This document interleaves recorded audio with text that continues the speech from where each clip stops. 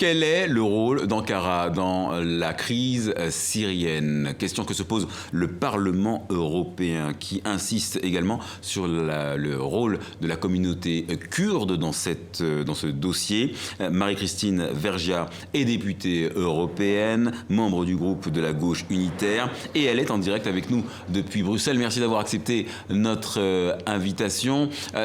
Sergueï Lavrov, le ministre russe des Affaires étrangères, dit que les Kurdes sont incontournables pour régler la crise syrienne. Est-ce que vous êtes d'accord avec cette analyse ? Moi, je ne le dirais pas forcément comme ça, mais je dirais qu'il est indispensable que l'ensemble des forces démocratiques en Syrie soient associées au processus et qu'il est insupportable que ce soit les Turcs d'un côté et les Saoudiens de l'autre qui choisissent les interlocuteurs et qui fassent pression. Un processus de paix, ça se fait avec l'ensemble des acteurs qui sont présents dans la région et avec notamment l'ensemble des forces nationales présentes dans la région. Donc, les dernières informations que j'avais eues, c'est que les Saoudiens avaient choisi leurs Turcs en choisissant des Kurdes, leurs Kurdes, en choisissant des Kurdes d'Irak.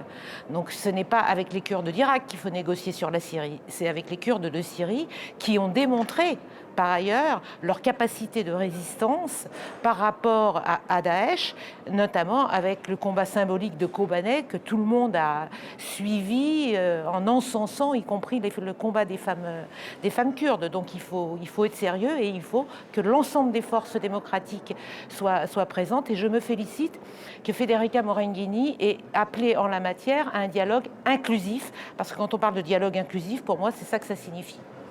Comment négocier avec Ankara qui, de son côté, fait la guerre à la communauté kurde? C'est bien le problème. Monsieur Erdogan et le gouvernement turc font la guerre à une partie de leur peuple, ce qui pose quand même un tout petit problème. Les Kurdes en Turquie, c'est 20 millions de personnes, c'est un quart de la population de Turquie. Donc ce qui se passe en ce moment dans la partie kurde de Turquie est tout à fait insupportable. C'est une zone de guerre. Et cette guerre est provoquée d'abord et avant tout par le comportement de la police et de l'armée turque. Alors comment faire pression sur le président Erdogan dans ces conditions ? C'est une des choses auxquelles nous nous employons au Parlement européen. Nous avons eu un débat à Strasbourg la semaine dernière et le moins qu'on puisse dire, c'est que M. Erdogan a plutôt fait l'unanimité contre lui sur la façon dont se passent les choses. Il y a eu un dialogue de haut niveau hier entre l'Union européenne et la Turquie. Et dans ce que j'ai noté, moi, c'est que Mme Morgherini, dans la conférence de presse qui a suivi, a appelé à un cessez-le-feu immédiat et à la reprise du processus de paix.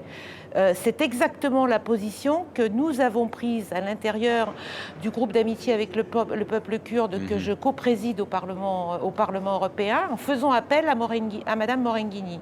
Et je pense que nous ne sortirons de cette situation que lorsque le PKK sera sorti de la liste des organisations terroristes. D'accord, merci. Parce qu'il faut se rappeler pourquoi le PKK a été mis dans la liste des organisations terroristes.